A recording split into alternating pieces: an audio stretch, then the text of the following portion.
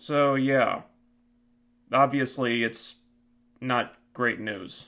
Welcome to the new setup, everyone.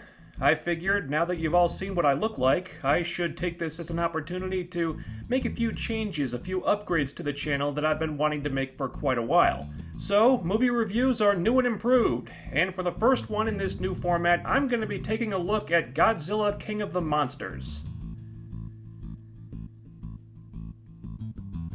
The best way to describe King of the Monsters is an exercise in overcompensation, meaning that it feels like they looked at the criticisms of the first movie and tried so hard to fix them that they went too far in the other direction and shot themselves in the foot.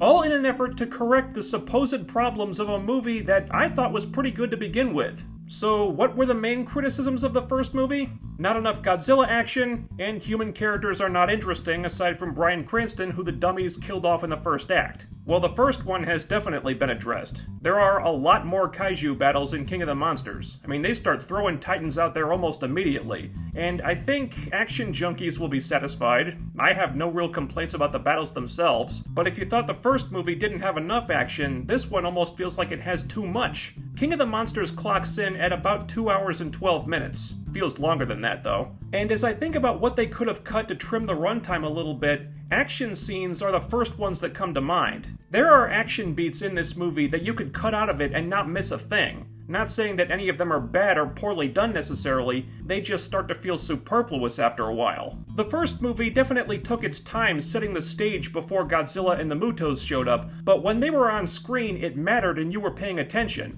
In this one, I was checking the time on my phone once or twice during battle scenes because there was just so much. Now, the human characters this time around are more interesting than Ford was. There's a story about this estranged family of Kyle Chandler, Vera Farmiga, and Millie Bobby Brown's characters. Apparently, they were in the wrong place at the wrong time when Godzilla fought the Mutos, some bad things happened to them, and the family was torn apart because of it. I appreciated that little bit of continuity, and I was with them on that storyline. In fact, I think the story should have focused more on that, and it would have been better for it. It's mainly because the casting was good and the actors sold it well, but I was at least engaged by what they were doing. The problem is, a lot of the time, what they're doing really doesn't make any sense. There's two groups of characters in this movie. There's the people in Monarch, and they're okay for the most part, despite making some dumb decisions at times. But then there's a second group of characters who make up this weird eco-terrorist organization, and the motivation of these characters is so nonsensical, I was at a complete loss to explain it.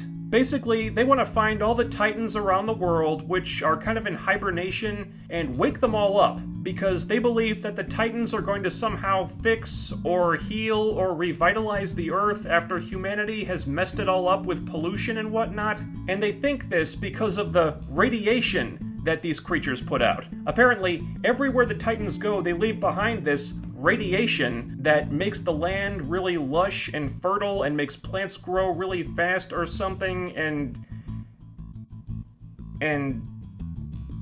yeah, that's not what radiation does, writers. No, radiation does the opposite of that. That's why I'm saying radiation with air quotes, because this movie seems to have no earthly clue what radiation is or how it works. They might as well have just called it unobtainium, because it's just some big plot device that works however the hell they want it to in order to move the story forward. So, right out of the gate, your antagonist's motivation is based on this premise that is utterly ridiculous, so you've already lost me. And even worse, this eco-terrorist nonsense looks like it's going to continue into the next film, and I do not know why. Because by the end of King of the Monsters, they've gotten what they wanted. The Titans are awake.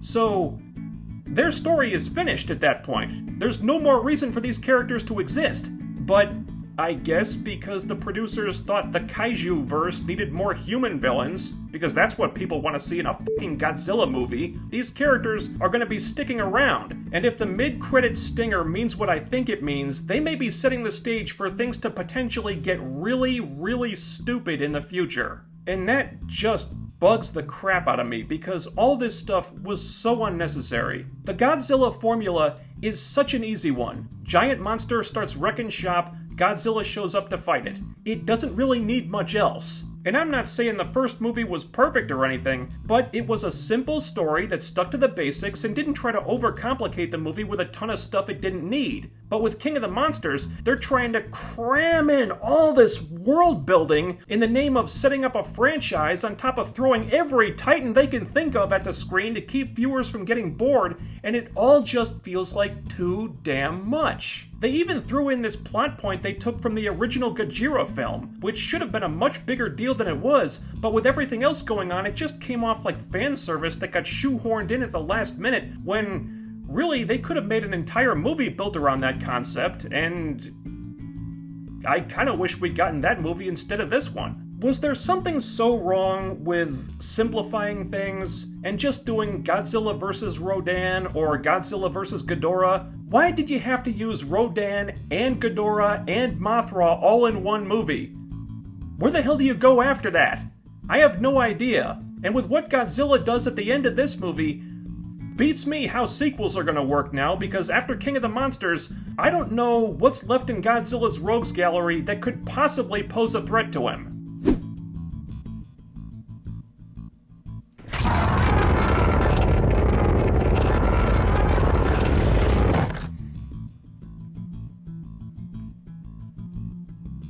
You heard me.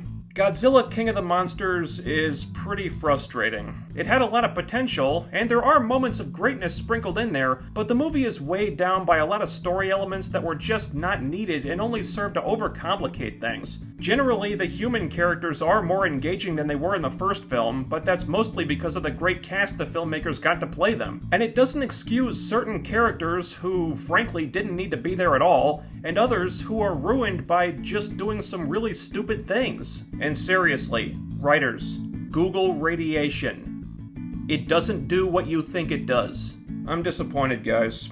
I really liked the first film, and I liked Kong Skull Island. Those were good, solid entries in this kaiju verse. But with this one, it's like they took a page from Universal's ill-fated Dark Universe and just threw too much at the wall too fast. King of the Monsters had the potential to be really great, but instead it just feels like a bloated, overcrowded missed opportunity. Let me know what you thought of Godzilla King of the Monsters down below. While you're at it, smash that bell icon and follow me on Twitter using the link in the description box so you'll always be notified when new videos get uploaded. And most of all, most importantly, don't forget to... No, you don't.